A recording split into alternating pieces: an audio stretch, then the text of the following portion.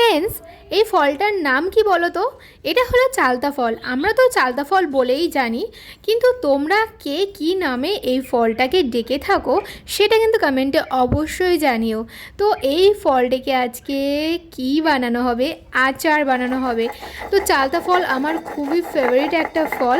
তো ওটাকে আচার বানানোর জন্য প্রথমে এই যে সর্ষে বেটে নেওয়া হচ্ছে, আর সর্ষেটা আমার শাশুমা আমাকে বেটে দিচ্ছেন। আর এই যে চালতাটা দেখো আমরা 3 দিন শুকিয়েছি হলুদ আর একটু লবণ দিয়ে, না শুধু হলুদ দেওয়া ছিল মনে হয়। তো শুধু হলুদ দিয়ে 3 দিন শোকানো হয়েছে, হলে ওর গায়ে যে আঠা ছিল সেই আঠাটা শুকিয়ে গেছে। তো এই যে চালতা ফলটাকে কেটে এইভাবে সিদ্ধ করে নেওয়া হলো গরম জলে, আর তারপরে এই যে নামিয়ে নেওয়া হচ্ছে। তো এবার কি করা হবে দেখো, এবার চালতার পিসগুলোকে একটা একটা করে থেতো করা হবে। তো এই যে শিলের মধ্যে থেতো করে নেওয়া হচ্ছে, আর হালকা হালকাভাবে থেতো করা হচ্ছে। খুব বেশি থেতো করলে কেমন যেন ছড়িয়ে ছড়িয়ে, মানে ওর যে ছিবড়াগুলো কেমন একটা হয়ে যায়। তো আমি বললাম আমার শাশুড়িমাকে হালকা হালকা করে থেতো করে দাও। তো উনি শিলে বসে আর থেতো করে দিচ্ছেন। আমার একটু বসতে অসুবিধা, তো তাই উনি থেতো করে দিচ্ছেন। তো তারপরে এই যে তেলের মধ্যে আমি শুকনো লঙ্কার 5 ফোড়ন দিয়ে দিয়েছি। আর এর মধ্যে মানে তেলের উপর যে মশলাটা দিয়েছি সেটা হলো 5 ফোড়ন আর শুকনো লঙ্কা, আর অন্য কিছু দিইনি। তারপরে যে দেখছো কত কম কম করে থেতো করা হয়েছে চালতার পিসগুলোকে। তো আর আমি তেল খুবই কম দিয়েছি, কারণ আমার তেল বেশি সব জিনিসটাতে ভালো লাগে না। আসলে খুব কম না খুব বেশি না, পরিমাণ মতোই দিয়েছি।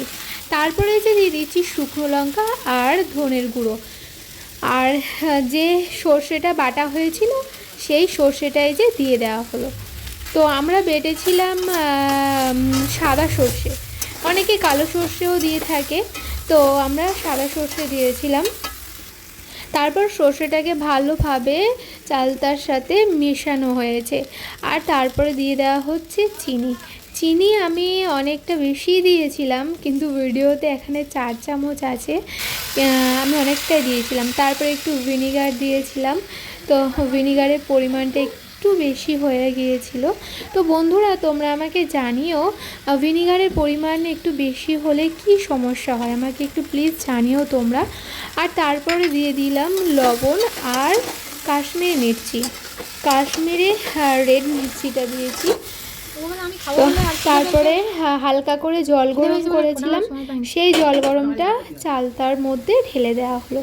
তারপর একটু ঢাকা রেখে সিদ্ধ করে আরও একটু সিদ্ধ করলাম চালতাটাকে। শুকনো শুকনো করব বলে আমরা খুব একটা বেশি থেতো করিনি, আর সিদ্ধটাও ঠিক মতো করা হয়েছিল।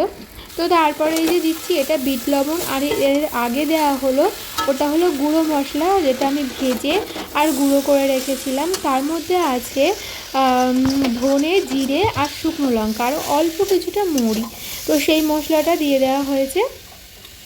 আর এই যে প্রায় কমপ্লিট হয়ে এসেছে, প্রায় না এই যে কমপ্লিট চালতার ফলের আচার।